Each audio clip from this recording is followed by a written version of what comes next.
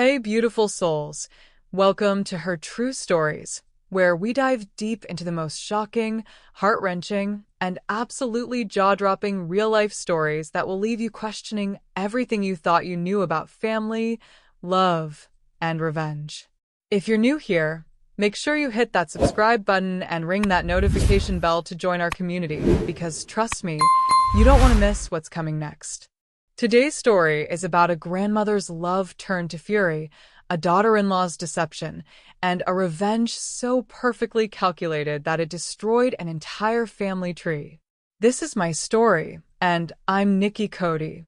You want to know the exact moment I realized my own family had written me out of their story? It was 6:47 p.m. on my 70th birthday, standing in my perfectly decorated dining room, staring at 8 empty chairs around a table set for celebration that would never come.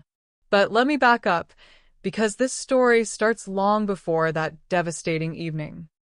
This story starts with a woman named Brielle Santos, my son's wife, the mother of my grandchildren, and the most skilled manipulator I've ever encountered in my 70 years on this earth.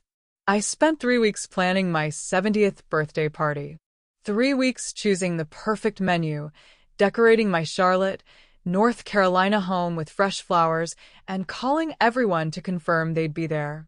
I even bought a new dress, emerald green with delicate silver threading, the kind my late husband Jake always said made my eyes sparkle. The table was set for 8. Place cards written in my best calligraphy. My son Kai Cody and his wife Brielle. My precious grandchildren, 12-year-old Zara and 9-year-old Phoenix.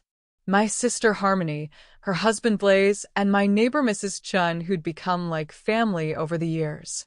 And of course, myself at the head of the table where I could see everyone's faces as we celebrated together. By 6:30, no one had arrived. I checked my phone 4 times, thinking maybe I'd gotten the time wrong, but there it was in my calendar. Birthday dinner, 6 p.m. I'd sent reminders to everyone just 2 days before. At 7 o'clock, I called Kai. Straight to voicemail. Then Brielle's phone. Same thing. Harmony didn't answer either, which was strange because she always picks up on the first ring when I call. I stood in my dining room looking at the untouched plates, the centerpiece of white roses and baby's breath that had cost me $200, the prime rib getting cold in the oven. The chocolate raspberry cake I'd spent all day making sat perfect and uncut on the kitchen counter, Kai's favorite flavor since he was 7 years old. Maybe there was traffic. Maybe something came up at the last minute. These things happen, I told myself, even though my chest felt tight and my hands wouldn't stop shaking. By 8 o'clock, I knew they weren't coming. I sat down heavily in my chair, staring at the empty seats around me. This wasn't just lateness. This was something else entirely. The silence in my house felt different, not peaceful, but hollow, like the house itself was holding its breath. That's when I made the mistake of checking Instagram. There, at the top of my feed, was a photo that made my blood freeze. Brielle, radiant in a flowing red dress, her arm around Kai, who was grinning wider than I'd seen in months. Behind them, the bright lights of the Las Vegas Strip stretched endlessly into the night. The caption read, "Living our best life in Sin City."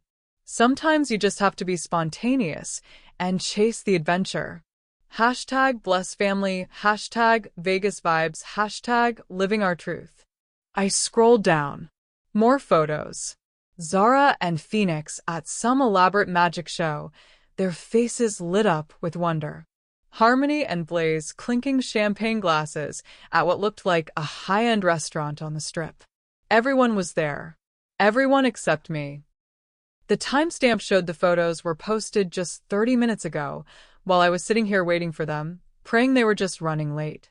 They were 2,000 miles away, toasting with champagne and laughing at some Vegas buffet, while I sat alone with my cold prime rib and melting birthday cake. I felt something crack inside my chest. Not break, crack, like ice on a lake when the temperature drops too fast. They'd planned this. All of them. Brielle had organized a family vacation that deliberately excluded me, scheduled it for my birthday, and somehow convinced everyone, including my own sister, to go along with it. I stared at that photo until my eyes burned. Brielle's smile looked especially bright, almost triumphant. She was standing exactly where I should have been, at the center of my family, surrounded by the people who were supposed to love me most. My phone buzzed. A text from Kai. "Hey, Mom. So sorry, but we had to leave town for an emergency family trip. Brielle's grandmother in Vegas had a health scare. We'll call you tomorrow to reschedule. Happy birthday, though. Love you." Emergency family trip. Health scare. The lies came so easily to him now. I set the phone down carefully, afraid I might throw it against the wall if I held it any longer. Brielle's grandmother lived in Portland, Oregon. I'd sent her Christmas cards for 6 years.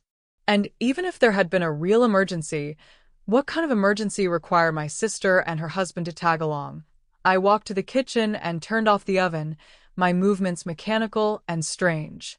I felt like I was watching myself from outside my body, observing this sad woman in her emerald green dress, cleaning up the dinner no one came to eat.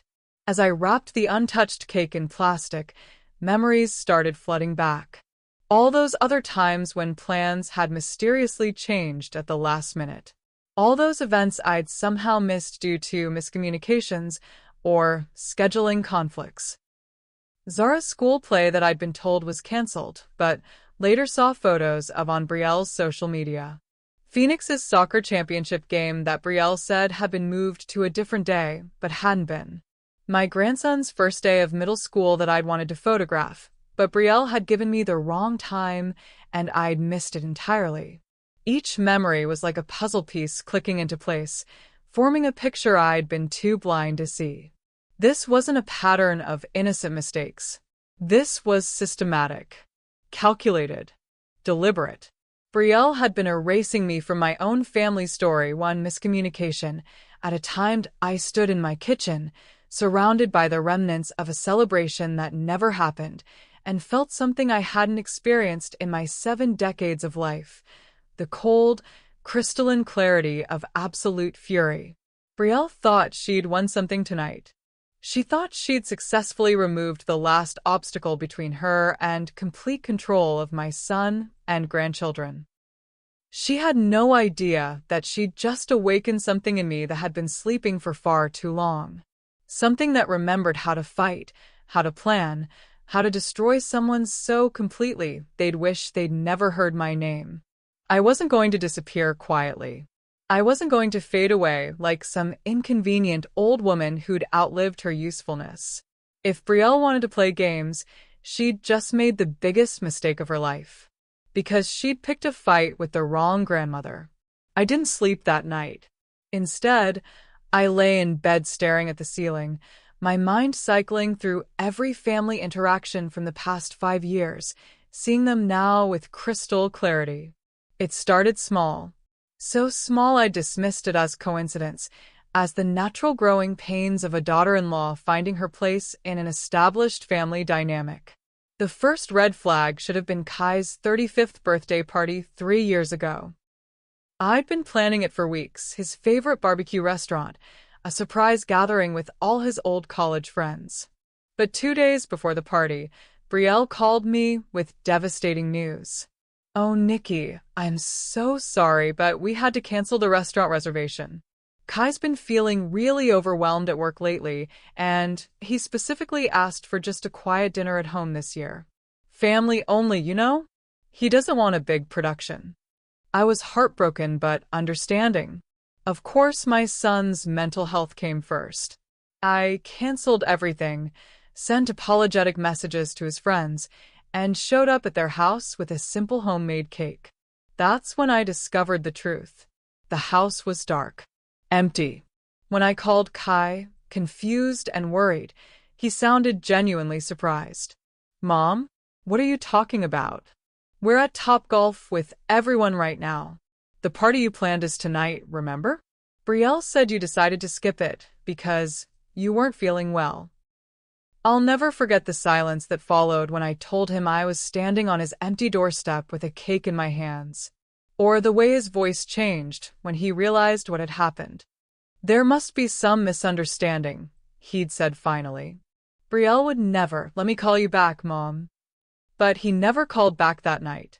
And the next day, when I tried to discuss it with him, Brielle was there with her perfect explanation.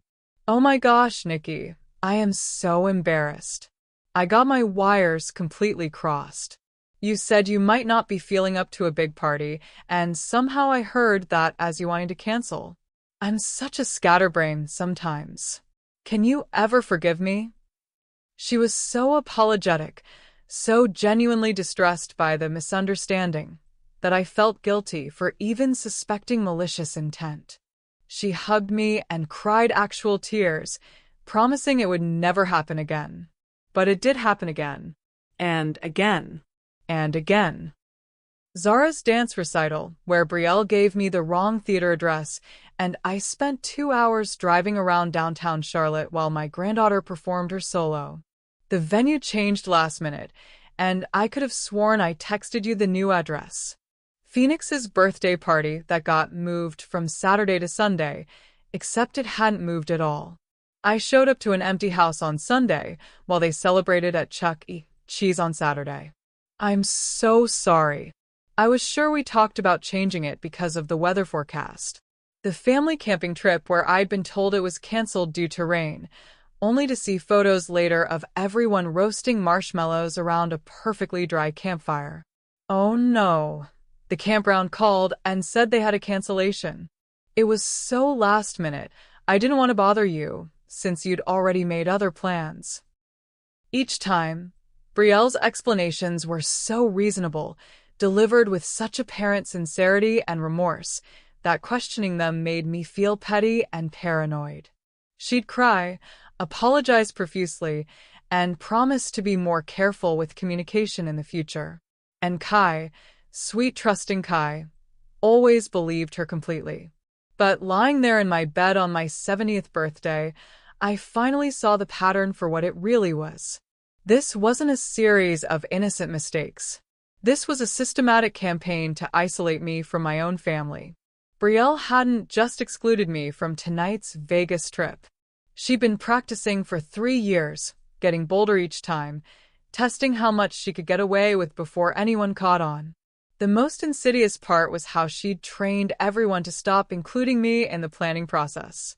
Why ask Grandma Nikki about family events when she's so unreliable about showing up?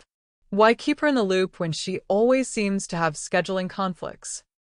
She'd weaponized my reputation for being accommodating, for always understanding when plans changed, for never making a fuss.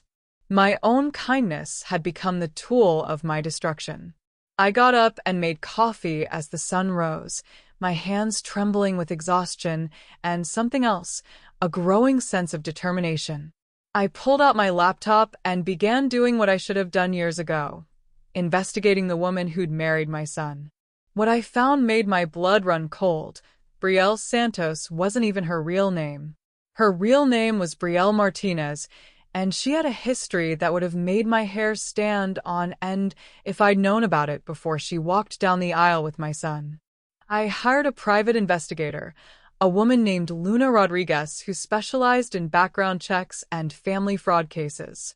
What Luna uncovered over the next 2 weeks painted a picture of a woman who was far more dangerous than I'd ever imagined. Mrs. Cody, Luna said as she spread documents across my kitchen table, your daughter-in-law has been married before. Twice. My coffee cup nearly slipped from my hands. Twice? But she told us Kai was her first marriage. Marriage number 1 was to a man named Derek Thompson in Phoenix. Marriage lasted 14 months. According to the divorce records, Derek claimed she systematically isolated him from his family and friends, then disappeared with their joint savings account. Luna pulled out another file. Marriage number 2 was to James Harrison in Denver. That one lasted 2 years. Same pattern, isolation, manipulation, and when James started asking too many questions about missing money, she vanished. change her name from Martinez to Santos, and move to Charlotte, where she met your son. I stared at the documents, my mind reeling. What happened to Derek and James? Did they ever get their money back? Derek went bankrupt trying to track her down. James is still paying off credit card debt she racked up in his name. Neither of them has seen a penny of restitution. But that wasn't the worst part. Mrs. Cody, there's something else. Something about the children. My heart stopped. What about Zara and Phoenix? Luna's expression was grim. I managed to track down Derek Thompson. He told me something that made me dig deeper into Brielle's medical records from her time in Phoenix. She pulled out a medical file that looked like it had been photocopied multiple times. Brielle was pregnant when she left Derek. She told him she was going to her sister's house to think about their marriage, and she never came back. The room started spinning. Are you saying? I'm saying Zara might not be your son's biological daughter. The timeline matches perfectly. If Brielle was pregnant when she left Derek in Phoenix, and if she carried that baby to term, Zara would be exactly the right age. I felt like I was drowning. My precious granddaughter, the little girl who looked nothing like Kai, but everything like. I tried to remember what Derek looked like from the photos Luna had shown me. Dark hair, olive skin, the same distinctive eyebrows that I'd always wondered about on Zara. What about Phoenix? Phoenix appears to be Kai's biological son. The timeline works, and frankly, he looks exactly like Kai did at that age. So Brielle had taken one man's child and another man's sperm and created the perfect family unit to manipulate my son with. She'd been playing a long game that was far more sophisticated than I'd given her credit for. There's more, Luna continued. I found evidence that Brielle has been slowly draining Kai's accounts. Small amounts at first, but it's accelerated over the past year. She's opened credit cards in his name, taken out a second mortgage on their house, and transferred significant amounts to offshore accounts. How much? Conservatively?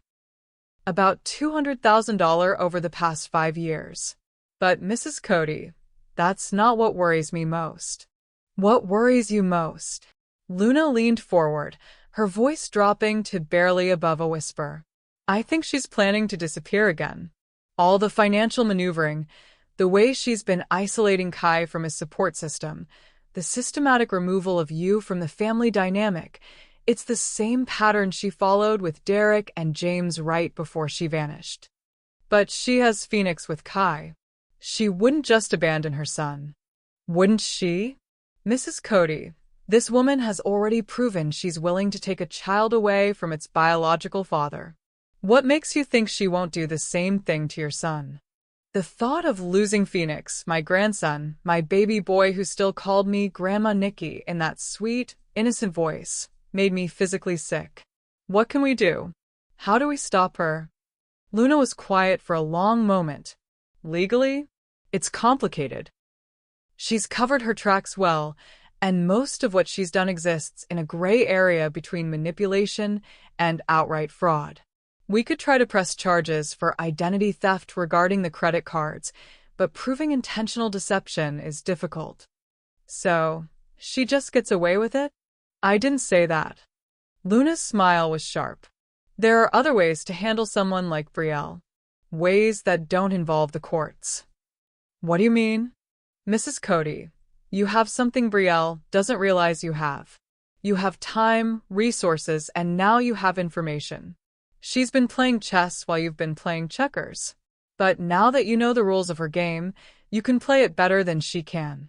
I thought about Zara and Phoenix, about my son who had no idea he was being systematically destroyed by the woman he loved, about the years of isolation and manipulation I'd endured while trying to be the perfect, understanding mother-in-law.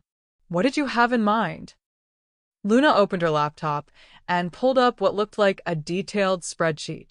We're going to do to her exactly what she's been doing to you. We're going to isolate her, expose her lies, and destroy her credibility piece by piece. But we're going to do it so carefully, so methodically, that by the time she realizes what's happening, it'll be too late for her to recover. How? The same way she's been destroying your relationship with your family. Slowly, quietly, one carefully planted seed of doubt at a time.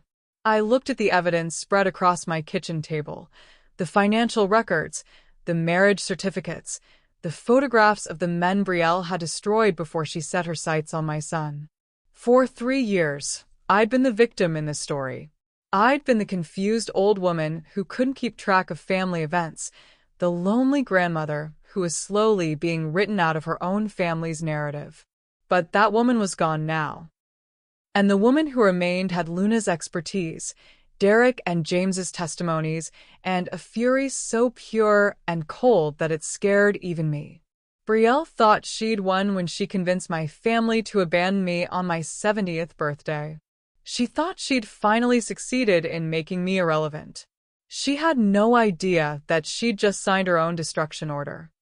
The beauty of revenge is that it works best when your target doesn't see it coming.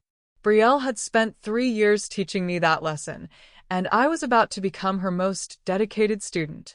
Luna and I spent the next month crafting what she called Operation Grandmother's Revenge, a systematic campaign to expose Brielle's true nature while positioning me as the concerned family member who is just trying to help. The first phase was establishing credibility. I couldn't just show up with accusations against Brielle. I needed to rebuild my reputation as a reliable, trustworthy source of information. So I became the most helpful, supportive, understanding mother-in-law imaginable. When Kai called 3 days after the Vegas incident, full of apologies and explanations about Brielle's grandmother's health scare, I was nothing but gracious. "Oh, sweetheart, don't worry about it for even a second. Family emergencies always come first. How is Brielle's grandmother doing? I hope it wasn't too serious." "Actually, Mom, she's doing much better." False alarm, apparently. Some kind of medication mix-up that made her symptoms seem worse than they were. I made sympathetic noises while taking careful notes. Another lie to add to my growing collection. Well, thank goodness for that. And the kids looked like they had such a wonderful time. I saw some of the photos on Instagram. That magic show looked incredible. Yeah, they loved it. Zara's been practicing card tricks ever since we got back. I'd love to see her perform sometime. Maybe we could plan another family dinner soon. Absolutely, Mom. I'll talk to Brielle about scheduling something. Of course, he talked to Brielle about scheduling. Because Brielle controlled all family interactions now. But that was about to change. I started small. A comment here, a concerned observation there, always delivered with love and genuine worry for the family's well-being. When Brielle posted photos from an expensive spa day while complaining on social media about their tight budget, I gently mentioned it to Kai. I saw Brielle's photos from that lovely spa. It looked so relaxing. I didn't realize your finances had improved so much. Last time we talked, you mentioned things were pretty tight with the new mortgage payment. Kay pauset. What spa photos? From her Instagram. The facial and massage package at that place in South Park. It looked heavenly, but I imagine it wasn't cheap. Another pause. I'll have to look at that. I don't remember her mentioning a spa day. Seed planted. Doubt introduced. All while maintaining my role as the loving, observant mother who is just trying to stay connected to the family. I did the same thing when Brielle posted photos of a shopping haul that included several designer handbags, calling it her retail therapy after a stressful week.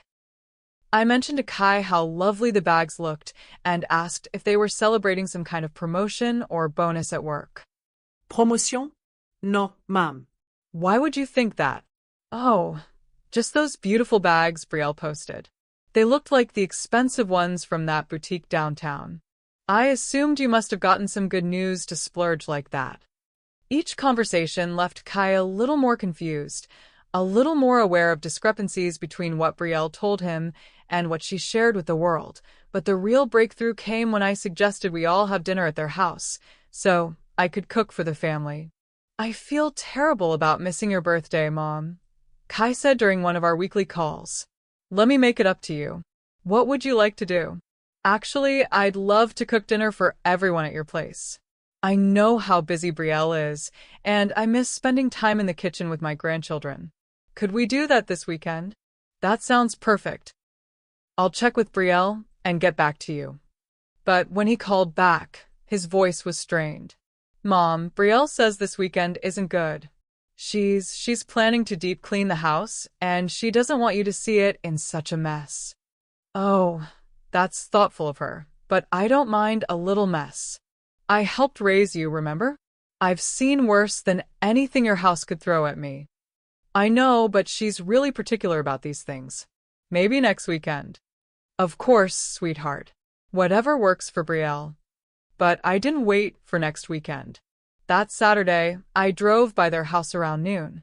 No deep cleaning was happening. Instead, I saw Brielle loading the kids into her car, dressed like they were going somewhere special. I followed them. They went to the Charlotte Science Museum, where they spent 3 hours exploring exhibits and watching an IMAX movie. I took photos from a distance. Nothing invasive, just documentation of a family having fun together while using deep cleaning as an excuse to avoid spending time with me. When Kai called on Sunday to apologize for the crazy weekend they'd had dealing with household projects, I was ready. Oh, don't worry about it, honey. I hope Brielle got everything clean to her satisfaction. The house must have been in quite a state if it took all day. Yeah, she was really stressed about it. You know how she gets when things aren't perfect. Of course. Although I did drive by on Saturday afternoon to drop off some cookies for the kids, and I saw you all leaving for somewhere. I didn't want to interrupt, so I just went home. Where did you end up going? Somewhere fun, I hope. Long silence. Saturday afternoon? I thought you said you were deep cleaning all day. We were. We took a break to run some errands. Well, the kids looked excited about whatever errand you were running. Zara was carrying what looked like a science kit of some kind. Another silence, longer this time. Mom, how close to the house were you when you saw us leaving? Perfect. Now, Kai was wondering why his wife had lied about their weekend plans, and why I happened to be driving by at just the right moment to see them leaving. Oh, just driving through the neighborhood. You know how I like to take the scenic route home from the grocery store. But the seeds of doubt were planted. Kai was starting to notice the inconsistencies between what Brielle told him and what actually happened. He was starting to ask questions. And I was just getting started. The key to destroying someone like Brielle is patience. She'd spent 3 years slowly erasing me from my family's life, and I was going to spend the next several months systematically exposing her lies with the same methodical precision. Luna helped me set up what she called surveillance light. Nothing illegal or invasive, just careful observation and documentation of Brielle's behavior patterns. We tracked her social media posts, her spending habits, her lies about family schedules, and most importantly, her interactions with my grandchildren. What we discovered was worse than I'd imagined. Brielle wasn't just isolating me from the family. She was actively poisoning my grandchildren against me. I found out by accident. I was at Target, picking up birthday supplies for Phoenix's upcoming party, which I'd been told was family only this year, when I ran into Sage Morrison, Zara's teacher from last year. Mrs. Cody, how wonderful to see you. How's Zara doing in middle school? She's doing great, thank you. Growing up so fast, I can barely keep up with her. Sage's expression shifted slightly. I hope everything's okay with the family situation. Zara seemed pretty upset about it last spring. My stomach dropped. Upset about what? Oh, I probably shouldn't say anything. It's just that she mentioned her grandmother was getting sick and might not be around much longer. She was really worried about losing you. I felt the blood drain from my face. Getting sick? I'm perfectly healthy. Sage looked confused and embarrassed. Oh my goodness, I'm so sorry. I must have misunderstood what she told me. She said her mom explained that you were having memory problems and that the family was trying to figure out the best way to take care of you. Memory problems. Brielle had told my granddaughter I was developing dementia. Sage, I need you to be very specific about this. What exactly did Zara say? She said her mom told her that you were forgetting things a lot lately, getting confused about plans and dates, and that sometimes you said things that didn't make sense. She was worried because her mom said it might get worse and that you might not remember her eventually. I gripped my shopping cart handle so tightly my knuckles went white. Brielle hadn't just been making me miss family events. She'd been telling my grandchildren that I was losing my mind. Did she say anything else? Just that her mom said the family needed to be patient with you and not to take it personally if you seemed different or confused when you visited. Patient with me. Like I was some addled old woman who needed to be humored and managed. Thank you for telling me this, Sage. And please, if Zara seems upset about anything like this again, let me know. That evening, I called Luna with shaking hands. She's been telling the children I have dementia, I said without preamble. What? I repeated my conversation with Sage, my voice getting steadier with each word as rage replaced shock. Mrs. Cody, this is actually perfect. Perfect? How is this perfect?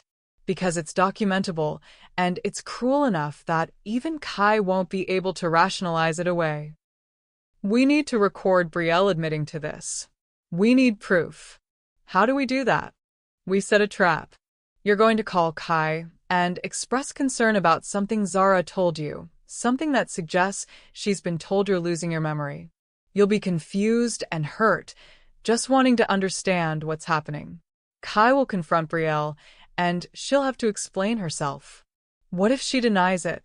She will at first, but Brielle's weakness is her need to control the narrative. She won't be able to resist explaining why she felt it was necessary to protect the children from your supposed mental decline. And we'll be recording the whole conversation. Luna was right. When I called Kai that evening, sounding confused and hurt, he was immediately defensive. Mom, what are you talking about? Nobody thinks you have memory problems. But Zara's teacher said, I ran into Sage Morrison today, and she seemed to think I was sick. She said Zara had been worried about me forgetting things and getting confused. Kai, I'm not confused. I'm 70, not 90, and my mind is as sharp as it's ever been. Long pause. Let me talk to Brielle about this. There might be some misunderstanding. Please do. Because if someone's been telling my granddaughter I'm losing my memory, I need to know about it. The call came 2 hours later. Kai was on speakerphone, which meant Brielle was there too, and Luna's recording equipment captured every word. Mom, Brielle wants to explain what happened with Zara. Brielle's voice was smooth, carefully modulated. Nikki, I am so sorry about this misunderstanding. What happened was, Zara was asking questions about why you sometimes seemed confused about family plans, and I was trying to explain it in a way that wouldn't hurt her feelings. Confused about family plans? Well, like when you showed up for events on the wrong days, or when you seemed surprised about schedule changes we discussed. I didn't want Zara to think you were doing it on purpose, so I told her that sometimes older people have trouble keeping track of details. But you told her I was getting sick. No, not sick exactly. I just said that as people get older, they sometimes need extra help remembering things. I was trying to teach her compassion, Nikki. I was trying to make sure she'd be patient and understanding with you. Even through the recording equipment, I could hear the manipulation in her voice. The way she made her lies sound like acts of kindness, her cruelty seem like compassion. Brielle, I don't have memory problems. I've been missing family events because you've been giving me wrong information. Oh, Nikki, I think you might be a little confused about that. Remember your birthday party? We told you we were going to Vegas for my grandmother's emergency, but you seemed to think we were supposed to be at your house for dinner. Kai's voice was uncertain. Wait, that's not what happened. You told me we'd forgotten to mention the Vegas trip to Mom, not that we'd told her about it. Silence. Did I? I'm sorry. I was so worried about my grandmother. I might have mixed up what I told everyone. Brielle, I said carefully, your grandmother lives in Portland, not Vegas. Another silence, longer this time. My other grandmother. My father's mother. She moved to Vegas last year. Lie after lie after lie, each one more desperate than the last. But the most damning part came when Kai asked the question that changed everything. Brielle, if Mom doesn't actually have memory problems, why did you tell Zara she was getting sick? I was just trying to prepare her in case. Look, Nikki's getting older, and I've noticed some small changes. I thought it was better to prepare Zara gradually rather than have her be shocked if something actually happened. What kind of changes? Just confusion about dates, forgetting conversations we'd had, showing up places unexpectedly. I was being proactive, Kai. I was trying to protect our children from watching their grandmother decline without understanding what was happening. But Mom says she's not declining.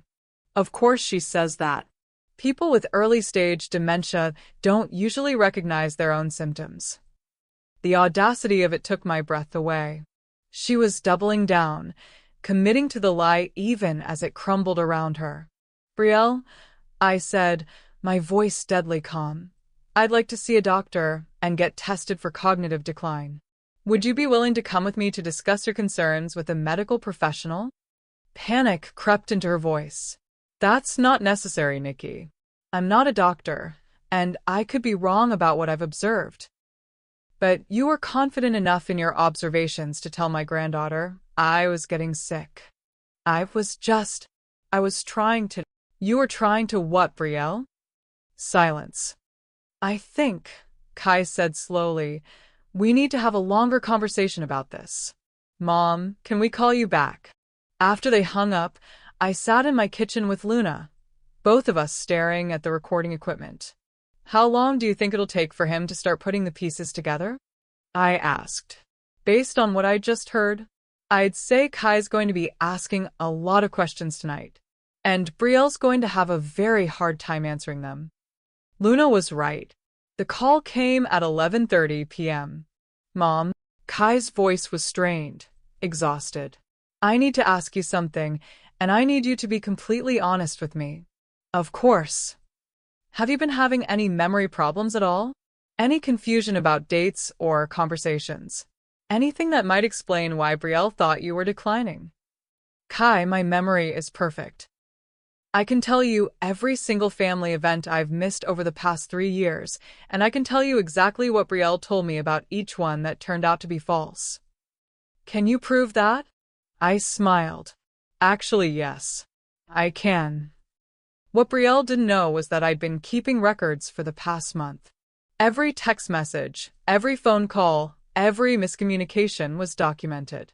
Luna had taught me to screenshot everything, to save voicemails, to keep a detailed journal of every interaction. When Kai came to my house the next evening, I was ready for him. I spread the evidence across my dining room table like a prosecutor presenting a case. Phone records showing calls that were never answered. Screenshots of text messages with conflicting information. A timeline of every family event I'd missed alongside Brielle's explanations for each one. Look at this, I said, pointing to a text exchange from 2 months ago. Brielle told me Phoenix's soccer game was canceled due to rain. But here's a photo she posted on Instagram that same day showing him scoring a goal in bright sunshine. Kai stared at the evidence, his face growing paler with each revelation. And here, I continued, pulling out another set of screenshots, is the conversation about Zara's school play.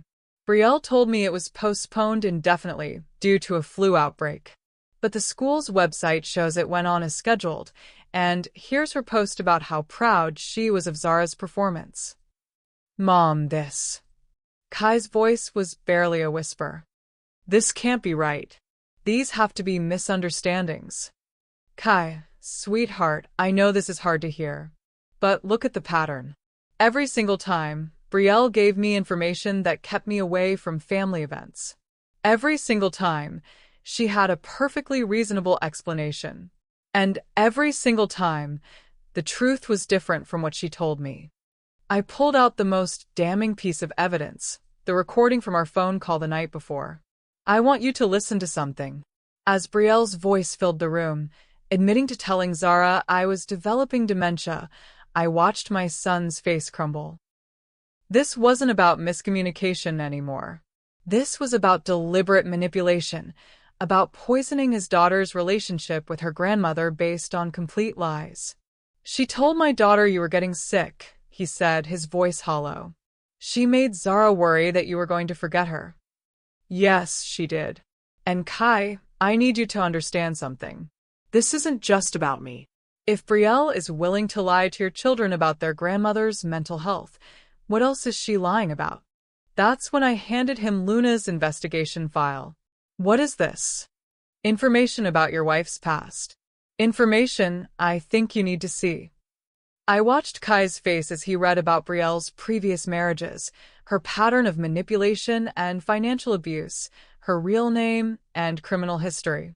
With each page, he looked more like a man watching his entire world collapse. "Derek Thompson," he read aloud. "James Harrison. She was married to them? She told you she'd never been married before, didn't she? She said she'd had serious relationships, but never found anyone worth marrying until she met me." His voice was mechanical, emotionless. "She said I was her first and only love." "Kai, I need to tell you something else. Something about Zara." "What about Zara?"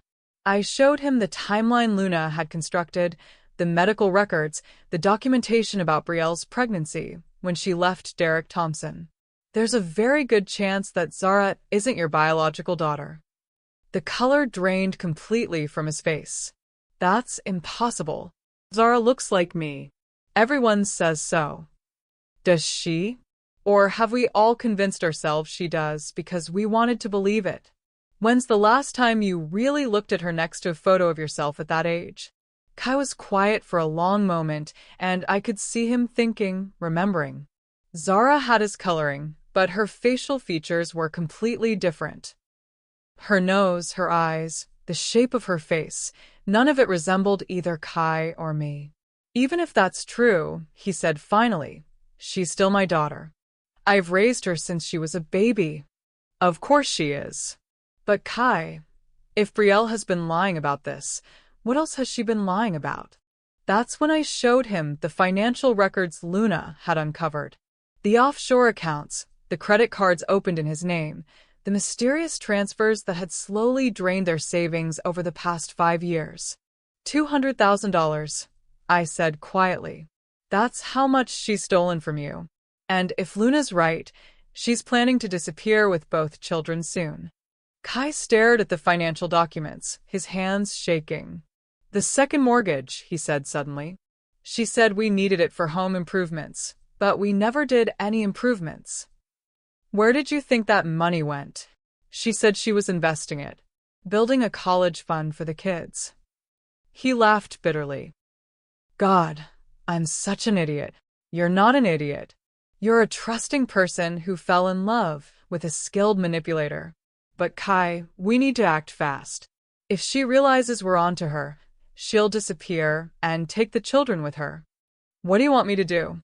I leaned forward, my voice gentle but firm. "I want you to let me help you. I want you to trust me the way you should have been able to trust your wife. And I want you to help me save our family." Kai looked at the evidence spread across the table, then at me, and I saw something change in his eyes. The blind trust he'd had in Brielle was gone, replaced by the cold clarity of betrayal. "What do you need me to do?" The plan Luna and I devised was elegant in its simplicity.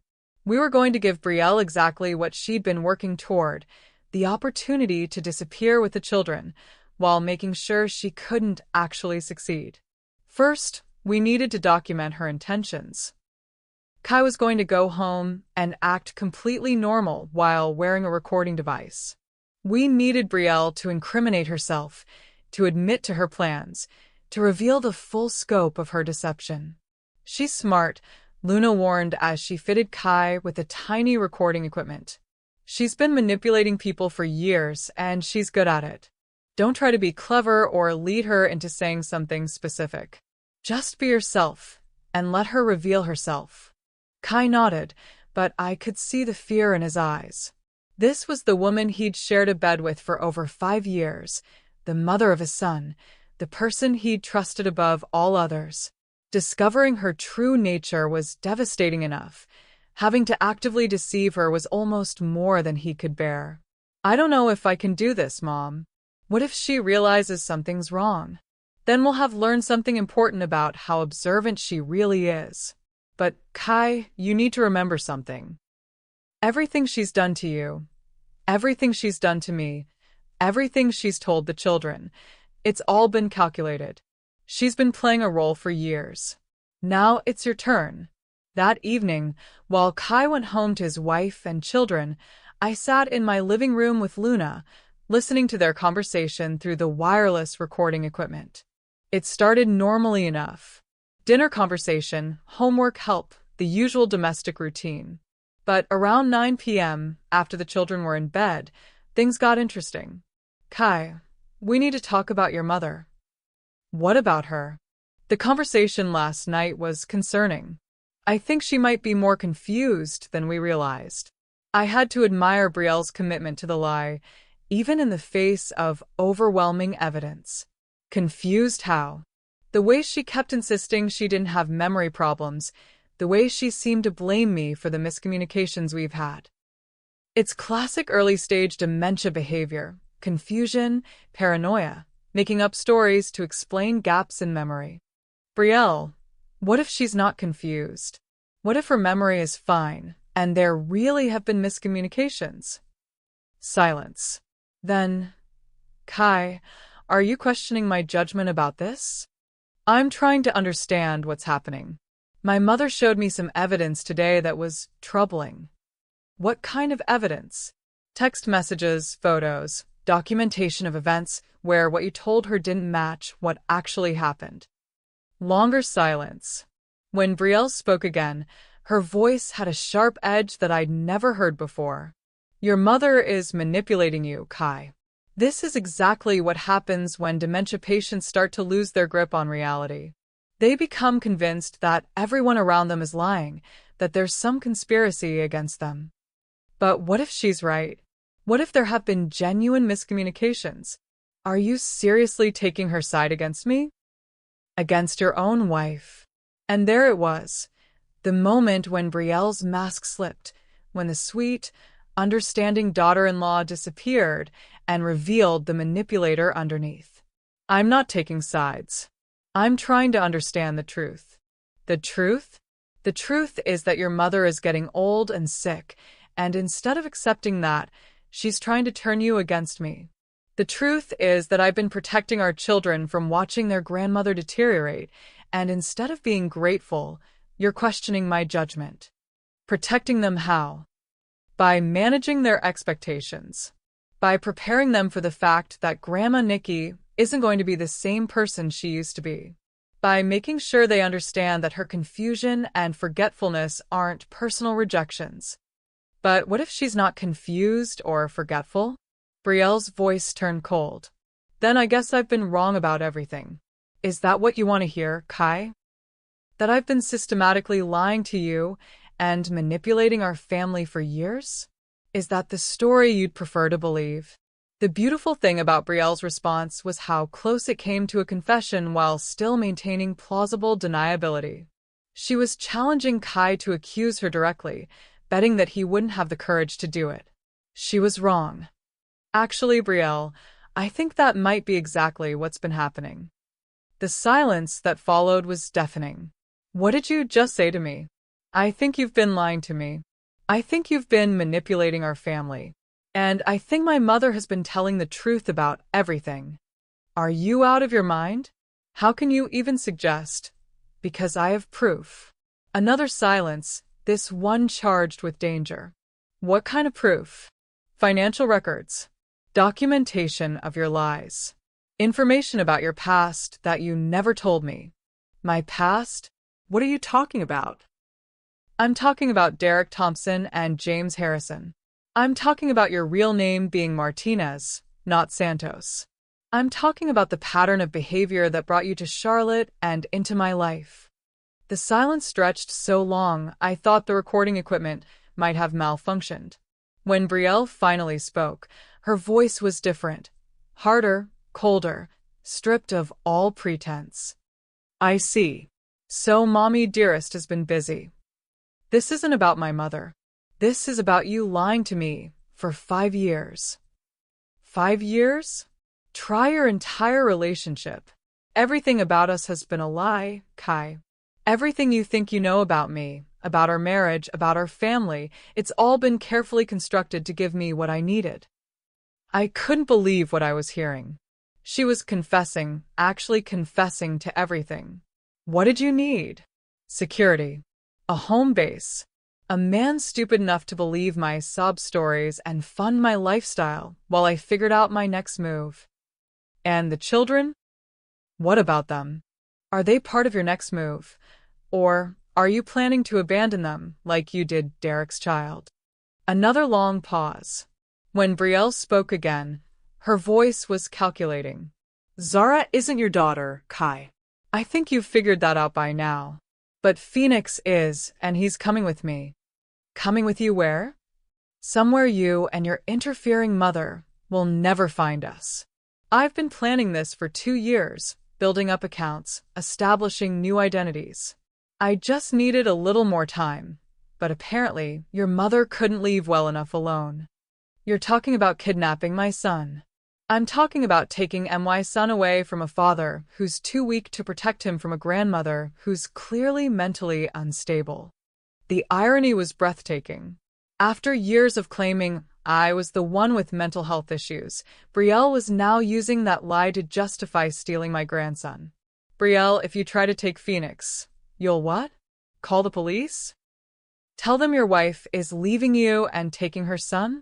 Good luck with that, Kai. Especially when I tell them about your mother's deteriorating mental state and her inappropriate interference in our marriage. But Brielle had made a crucial error. She'd revealed her plans, admitted to her lies, and threatened to kidnap Phoenix, all while being recorded by equipment she didn't know existed. When? Kai asked, his voice steady despite what must have been overwhelming emotional turmoil. Soon. Very soon. I suggest you figure out how to explain this to Zara, because she's going to be devastated when her little brother disappears. You'd really do that to her? Take away the only brother she's ever known. Zara will get over it. Children are resilient. Besides, she'll be better off without me as a constant reminder of what her real father abandoned. That was the moment I knew we had her. Not only had she confessed to fraud, manipulation, and planned kidnapping, but she'd also revealed the callous disregard for everyone's welfare, including the children, that had always driven her behavior. The recording continued for another 20 minutes, with Brielle laying out her escape plan in devastating detail. The fake identities, the offshore accounts, the cabin in Montana, where she planned to hide with Phoenix until the heat died down. She'd been planning this for 2 years, quietly preparing to destroy my son's life and steal my grandson, all while playing the role of loving wife and mother. But she'd made one fatal miscalculation. She'd assumed that isolating me from the family would make me powerless to stop her. Instead, it had given me the motivation to learn how to destroy her completely. The next morning, Luna and I sat with Kai in my kitchen, listening to the recording again and planning our response. The evidence was overwhelming: fraud, identity theft, planned kidnapping, and years of systematic manipulation. But we needed to be strategic about how we used it. We can't just call the police, Luna explained. Brielle's smart, and she's had years to prepare for this. If we move too quickly, she'll disappear before we can stop her. What do you suggest? Kai asked. He looked like he'd aged 10 years overnight. We need to let her make the first move, then be ready to intercept her. She's going to try to leave with Phoenix soon, probably within the next few days. When she does, we'll have her for kidnapping, and we can use that to leverage the financial crimes. But what about Phoenix? What if something goes wrong and she actually gets away with him? I reached across the table and took my son's hand. She's not going to get away with him. We're going to be watching every move she makes, and the moment she tries to leave with Phoenix, we'll stop her. How? Luna smiled grimly. Because we're going to use the same tactics she's been using. We're going to manipulate the situation to our advantage. The plan was complex but elegant. First, we needed to accelerate Brielle's timeline to make her feel like she had to act immediately. Then we needed to control how she acted to ensure she walked directly into our trap. Kai went home that evening with specific instructions. He was to act suspicious, paranoid, like someone who knew his wife was planning something but wasn't sure what. He was to make casual comments about checking bank accounts, about talking to lawyers, about wanting to spend more time with the children. The goal is to make her feel like her window of opportunity is closing, Luna explained. Panic makes people stupid, and we need her to be stupid. It worked perfectly.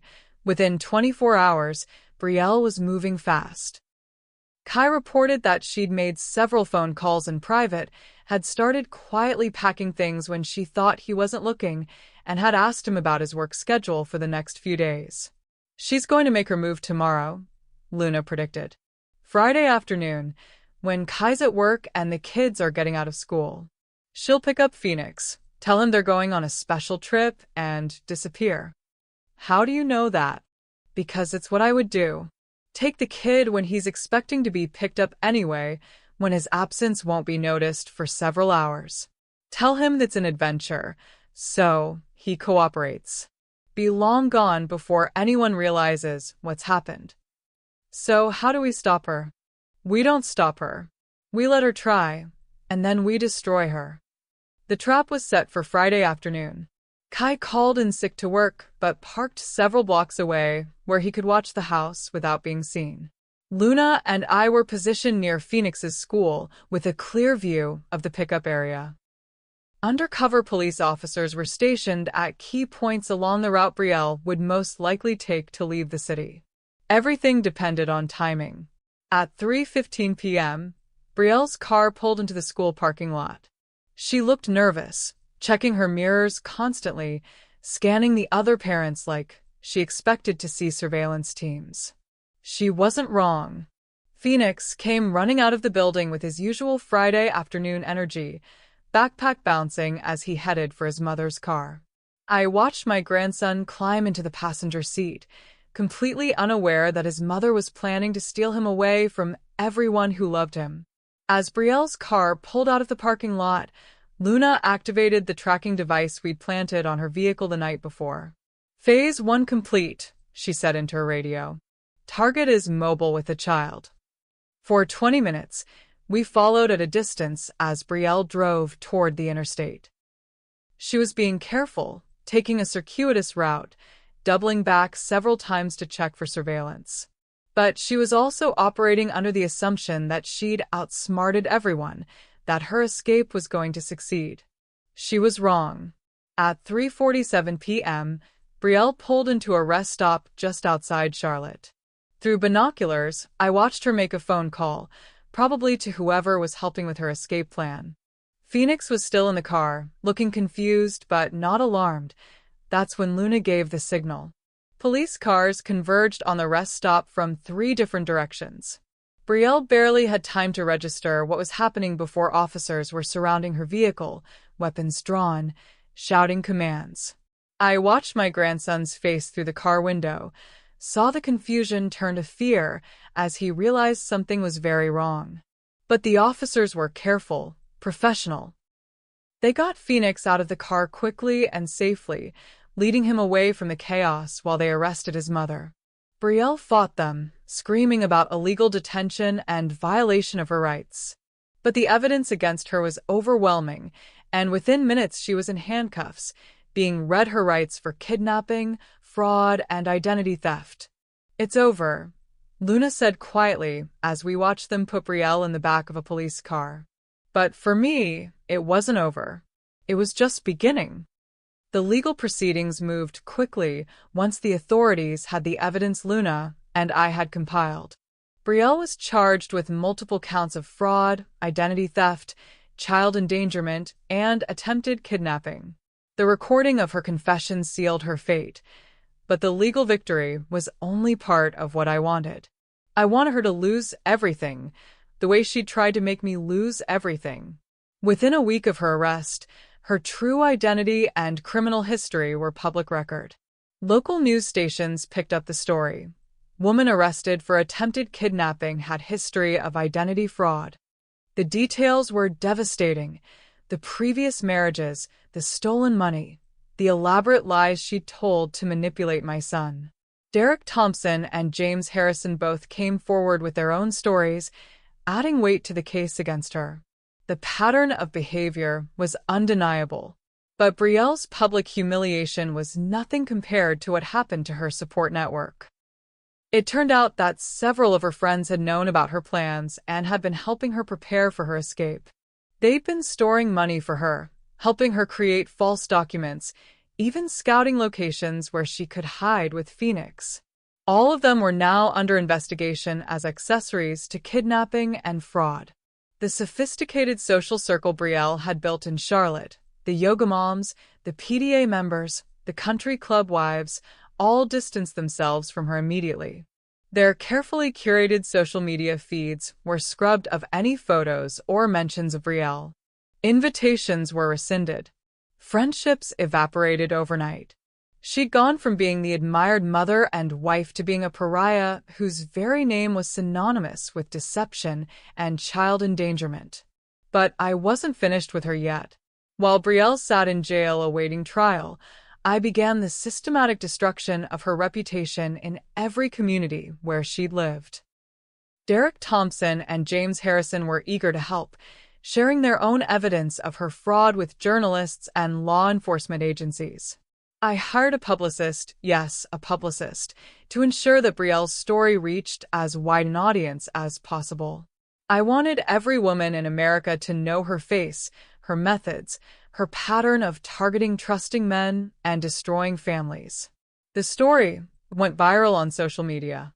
#BrielleTheLiar became a trending hashtag. True crime podcasts featured her case. She became the poster child for sophisticated domestic fraud, her mugshot plastered across websites and news segments as an example of how dangerous manipulators operate. But the most satisfying part of her destruction was what happened to the children. With Brielle in jail and facing years in prison, Kai was awarded full custody of both Zara and Phoenix. Despite not being Zara's biological father, he'd raised her since she was an infant, and she wanted to stay with him. More importantly, I was finally able to have a real relationship with my grandchildren. The lies Brielle had told them about my mental health were exposed and discussed in family therapy sessions. Zara, who was old enough to understand some of what had happened, was angry at her mother for lying about me and making her worry unnecessarily. "I thought you were going to forget me, Grandma Nikki," she said one afternoon as we baked cookies together in my kitchen. "Mom said your brain was getting sick and you might not remember who I was anymore." "I would never forget you, sweetheart. Never. My brain is perfectly fine, and even if it wasn't, my heart would always remember how much I love you." Phoenix, being younger, adapted more quickly to the truth. He was happy to spend time with me again, and seemed relieved to learn that his grandmother wasn't actually disappearing into dementia. The family therapy sessions also revealed the extent to which Brielle had been manipulating the children's perception of me. She told them I was too fragile to handle active grandchildren, too confused to be trusted with important information, too elderly to be included in family adventures, all lies designed to make them complicit in my isolation. But children are resilient, and with the truth finally exposed, my relationships with Zara and Phoenix began to heal and flourish. 6 months after Brielle's arrest, we had the family birthday party I'd planned for my 70th, a year late, but infinitely sweeter for having survived the storm. This time, every chair around my dining room table was filled. Kai, Zara, Phoenix, Harmony, Blaze, and Mrs. Chun, along with some new friends I'd made during my investigation and recovery process. As I looked around the table at the faces of people who truly loved me, I felt a satisfaction deeper than any revenge could provide. Brielle had tried to erase me from my own family story. Instead, she'd made me stronger, smarter, and more valued than ever. 2 years have passed since that devastating 70th birthday party, and Brielle is currently serving an 8-year sentence in a North Carolina state prison. She was convicted on multiple counts of fraud, identity theft, and attempted kidnapping. The federal charges for moving stolen money across state lines added another 3 years to her sentence. She won't be eligible for parole for 6 years. Derek Thompson and James Harrison both testified at her trial, helping to establish the pattern of behavior that convinced the jury she was a career criminal, not just a desperate mother making poor choices. Their testimony was devastating, and I was proud to sit in that courtroom and watch justice finally catch up with someone who had spent years destroying families. But prison was only the beginning of Brielle's punishment. The true crime documentary about her case aired last month on a major streaming platform. The Mother-in-Law's Revenge, How One Grandmother Brought Down a Family Destroyer, has been viewed by millions of people worldwide. Brielle's face is now known internationally as an example of sophisticated domestic manipulation. Her methods have been studied by psychologists and law enforcement agencies. She's become a case study in how predators operate within family structures.